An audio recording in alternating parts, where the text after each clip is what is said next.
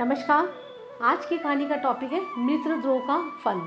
दो मित्र धर्म बुद्धि और पाप बुद्धि एक नगर में रहते थे। एक बार पाप बुद्धि के मन में विचार आया कि क्यों ना मित्र धर्म बुद्धि के साथ दूसरे देश जाकर धन उपार्जन करूं और बाद में किसी न किसी युक्ति से सारा धन हड़प कर सुख चैन से पूरी जिंदगी जीऊं। इस नियति से पाप बुद्धि ने धर्म बुद्धि को धन का लोभ देते हुए अपने साथ बाहर जाने के लिए राजी कर लिया। शुभ मुहूर्त देखकर दोनों मित्र एक अन्य शहर के लिए रवाना हो गए। जाते समय वे अपने साथ बहुत सारा माल लेकर गए और मुंह मांगे दामों में बेचकर खूब धन उपार्जन किया। अंततः प्रसन्न मन से वे गांव की तरफ लौट गए।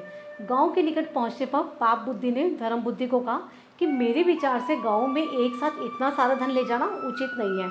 कुछ लोगों को हमसे ईर्ष्या होने लगेगी तो कुछ लोग कर्ज के रूप में पैसा मांगने लगेंगे और ये भी संभव है कि चोरी इसे चुरा ले।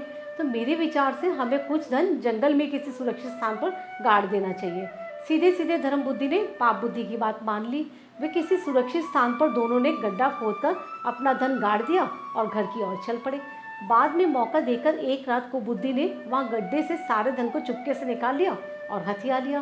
कुछ दिनों के बाद धर्म बुद्धि ने पाप बुद्धि से कहा, भाई मुझे कुछ धन की आवश्यकता है, अतः आप मेरे साथ चलिए। पाप बुद्धि तैयार हो गया। जब उसने धन निकालने के लिए गड्ढे को खोदा तो वहाँ पर कुछ भी नहीं मिला। पाप बुद्धि ने बहुत रोने चिल्लाने का नाटक किया। उसने धर्म बुद्धि पर धन निकालने का इल्ज़ाम भी लगा दिया। दोनों लड़ते झगड़ते न्यायाधीश के पास पहुंचे।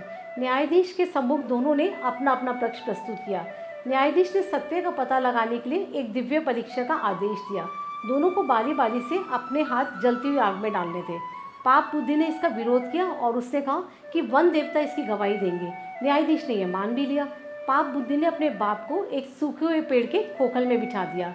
न्यायाधीश ने पूछा तो आवाज़ आई कि चोरी धर्म बुद्धि ने की है। तभी धर्म बुद्धि ने पेड़ के नीचे आग लगा दी। पेड़ जलने लगा और उसके साथ ही पाप बुद्धि का बाप भी। वो पूरी तरह रोने चिल्लाने लगा।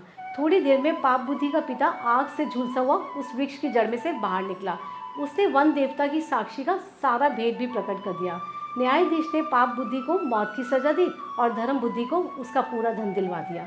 इस कहानी से हमें यह शिक्षा मिलती है कि हमें कभी भी लालच नहीं करना चाहिए और किसी के साथ धोखा भी नहीं करना चाहिए। अंत में सच्चाई की जीत होती है।